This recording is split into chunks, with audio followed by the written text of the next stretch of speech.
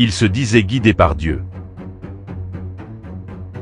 Mais dès le départ, dans la religion de paix et d'amour, le sang a coulé. 3 des 4 premiers califes de l'islam sont morts assassinés. L'empire islamique s'est formé sur fond de guerre, division et soif de pouvoir. Et pourtant, cette réalité est peu connue. Alors, que s'est-il réellement passé? Après la mort de Mahomet en 632, ses compagnons désignent Abou Bakr comme successeur. Il meurt naturellement 2 ans après son califat. Cependant, au cours de ces 2 années de règne, il a rencontré de nombreuses difficultés, y compris les guerres d'apostasie qui ont éclaté après la mort de Mahomet, lorsque certaines tribus ont renié l'islam ou refusé de payer la zakat, une aumône obligatoire. Durant le califat d'Abou Bakr, 2 batailles s'ensuivent, la bataille de Yamama en 633 et la bataille contre d'autres tribus. Toutefois, à partir de ce moment, les événements évoluent de manière significative pour les califes. Omar, le 2e calife, est poignardé en 644. Abu Lulu, l'esclave d'Omar, ayant un ressentiment envers le calife en raison de mauvais traitements, l'a poignardé à plusieurs reprises avec un couteau. Omar a succombé à ses blessures quelques jours après l'attaque et a été enterré près du soi-disant prophète de Dieu à Médine. Othman, le 3e calife, est assassiné en 656 en pleine lecture du Coran. Il a été poignardé à plusieurs reprises et certains rapports suggèrent que sa mort à 82 ans a été particulièrement violente. Ali, le 4e calife, gendre du prophète, est tué en 661 à la mosquée de Koufa. Le 10 octobre 680, à Karbala, Husayn, petit-fils de Mahomet, est massacré par le pouvoir en place, par les troupes du calife de Damas, et c'est dans le sang que se fonde le schisme entre les sunnites et les chiites. Mahomet participe lui-même à plusieurs batailles. À la bataille de Badar en 624, il est victorieux. À la bataille d'Uhud en 625, il est blessé. Un guerrier mécois du nom de Ibn Kamia lui donna un coup d'épée ou de masse et frappa son casque, enfonçant les anneaux de métal dans sa joue. À la bataille du Fossé en 627, la tribu juive Banu Qurayza est exécutée.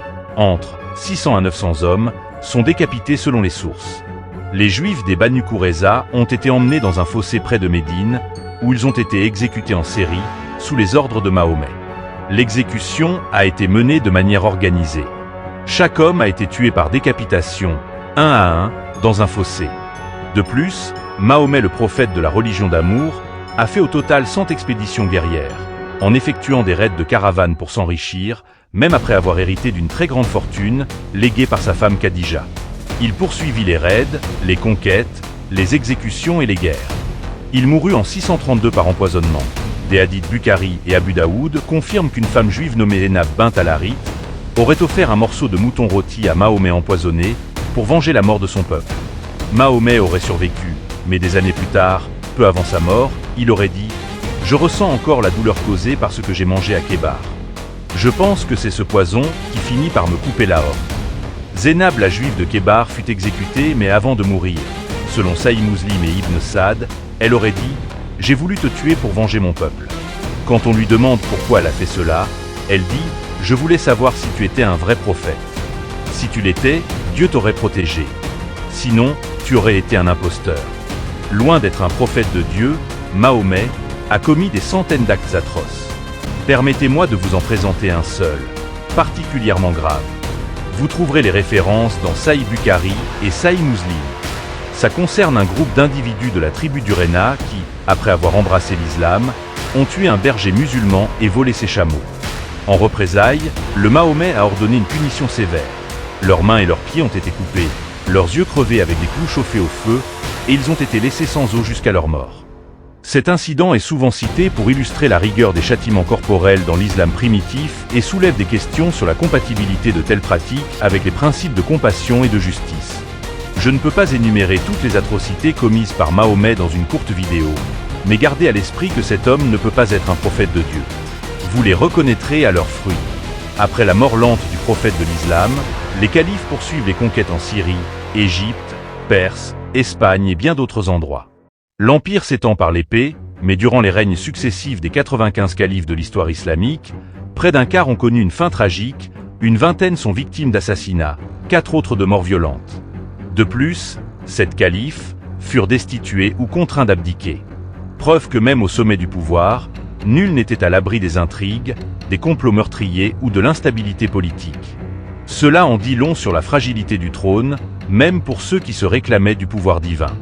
Le commencement de l'islam par le sang ne fut donc pas un accident, mais une constante. Ce n'était pas une dérive tardive, ni une trahison isolée des principes de paix. Dès les origines, le sang et le pouvoir semblaient liés, imbriqués dans la structure même de l'expansion de l'islam. Derrière les discours spirituels, une autre réalité s'imposait, celle du sabre, des trahisons et des règlements de compte. Chaque étape importante de cette histoire est marquée par une effusion de sang, par une transition violente, par des luttes fratricides.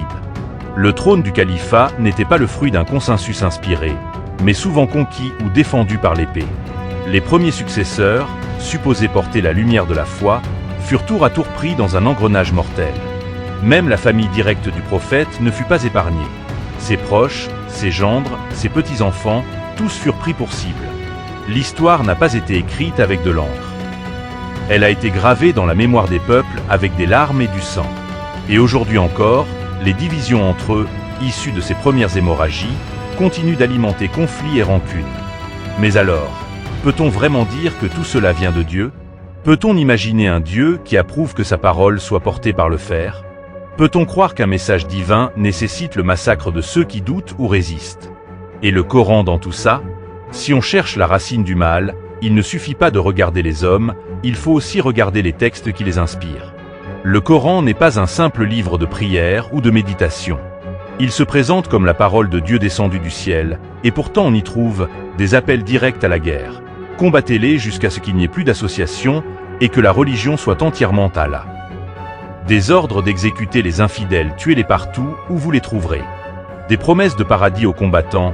Allah a acheté des croyants, leur vie et leurs biens en échange du paradis. Ils combattent dans le sentier d'Allah, ils tuent et se font tuer. Ces versets ne sont ni symboliques, ni figuratifs. Ils ont été appliqués littéralement dès le vivant de Mahomet. Et ils ont servi, et servent encore, de justification à des siècles de conquête, de djihad et d'oppression. Le Coran ne guérit pas l'orgueil, il l'alimente. Au lieu de prêcher l'humilité, le pardon, ou l'amour des ennemis comme Jésus le fait, le Coran appelle à l'humiliation de ceux qui refusent l'islam. Combattez ceux qui ne croient pas en Allah, ni au jour dernier, jusqu'à ce qu'ils versent la capitation en état d'humiliation. Ce n'est pas une foi qui élève l'âme, c'est un système qui soumet. Un mélange de religion et de politique, enraciné dans le pouvoir, pas dans la vérité. Quand on regarde le Coran à la lumière de l'enseignement de Jésus, on comprend pourquoi Paul disait « Satan lui-même se déguise en ange de lumière ». Il dit aussi, quand un ange du ciel annoncerait un autre évangile que celui que nous vous avons prêché, qu'il soit maudit. Et c'est exactement ce que raconte la tradition islamique. Le Coran aurait été révélé par un ange dans une grotte, un ange dont Mahomet a d'abord eu peur, au point de croire être possédé. Mais il a été convaincu qu'il s'agissait de Gabriel. Et pourtant, tout ce que cet ange a apporté, c'est un message où la violence devient sacrée, où l'orgueil devient obéissance, et où la vérité est remplacée par la soumission car islam signifie littéralement soumission. En réalité, l'islam est une religion antichrist. Pourquoi? Parce qu'elle rejette ce qui est au cœur même du message chrétien. La divinité de Jésus-Christ, sa mort sur la croix et sa résurrection. Selon les Écritures, celui qui nie que Jésus est le Christ et qu'il est le Fils de Dieu est un antichrist. Ce n'est pas une insulte, c'est une définition biblique. L'apôtre Jean écrit « Qui est menteur, sinon celui qui nie que Jésus est le Christ? Celui-là est l'antichrist, qui nie le Père et le Fils. » Or, 6 siècles après la mort et la résurrection de Jésus-Christ, événement attesté par les évangiles, les apôtres, les martyrs et l'histoire, apparaît un nouveau livre, le Coran. Ce livre affirme que Jésus n'est pas mort sur la croix, qu'il n'est pas le Fils de Dieu. Il contredit directement le cœur du salut chrétien. Alors on peut se poser une question logique. Pourquoi Dieu, s'il s'agit bien du même Dieu, aurait-il attendu 600 ans pour envoyer un message qui dément tout ce qu'il avait dit avant? Pourquoi envoyer un livre qui réécrit l'Évangile, efface la croix et renie le sacrifice du Christ? Ce n'est pas une simple divergence religieuse. C'est un choc frontal entre deux révélations. L'une annonce le salut par la croix et la grâce. L'autre propose un salut par les œuvres et la loi. L'une voit Jésus comme le Fils de Dieu, vivant éternellement. L'autre le réduit à un prophète, nié dans sa mission rédemptrice. Le Coran ne complète pas l'Évangile. Il tente de le remplacer. Il ne reconnaît pas Jésus tel qu'il est révélé dans la Bible. En cela, l'islam rejette le Fils, et comme le dit Jean, Quiconque nie le Fils n'a pas non plus le Père. Voilà pourquoi, à la lumière des Écritures, l'islam est une religion antichrist. Il ne faut pas avoir peur de le dire. Il ne s'agit pas de haïr les musulmans, non. Il s'agit de comprendre la nature spirituelle du combat. Toute doctrine qui nie le Fils est en opposition avec la vérité. L'islam, apparu 600 ans après la mort et la résurrection de Jésus-Christ, s'impose comme une religion qui contredit radicalement l'Évangile, affirmant que Jésus n'est pas mort sur la croix, ni ressuscité, ni le Fils de Dieu. À la lumière biblique, c'est l'esprit de l'Antéchrist, celui qui nie le Père et le Fils. Dès ses débuts, cette foi s'est construite non sur la paix, mais sur la guerre, le sang et les divisions internes. 3 des 4 premiers califes furent assassinés. Le petit-fils du prophète fut massacré. Et l'expansion de l'empire islamique s'est faite par le sabre, pas par l'Esprit Saint. Mahomet, loin d'être un simple guide spirituel, mena plus de 100 expéditions militaires, pratiqua les razzias, ordonna des exécutions massives comme celle des Banu Qurayza, et mourut empoisonné. Même après sa mort, les califes poursuivirent les conquêtes par la force, alors que plusieurs furent assassinés ou renversés. Un empire religieux né dans la violence, entretenu par la peur, divisé dès ses fondations. Peut-on dire qu'un tel système vient de Dieu? Un Dieu saint et juste cautionnerait-il le meurtre des opposants? Et surtout, pourquoi Allah aurait-il attendu 600 ans pour envoyer un nouveau message contredisant la croix, cœur du salut biblique? Jésus dit: « Vous avez pour père le diable, et vous voulez accomplir les désirs de votre père. Il a été meurtrier dès le commencement, et il ne se tient pas dans la vérité, parce qu'il n'y a pas de vérité en lui. » On voit avec une clarté saisissante que les paroles prophétiques de Jésus trouvent leur écho dans l'islam, dès les origines même de cette religion. Merci d'avoir écouté cette vidéo et que Dieu vous bénisse.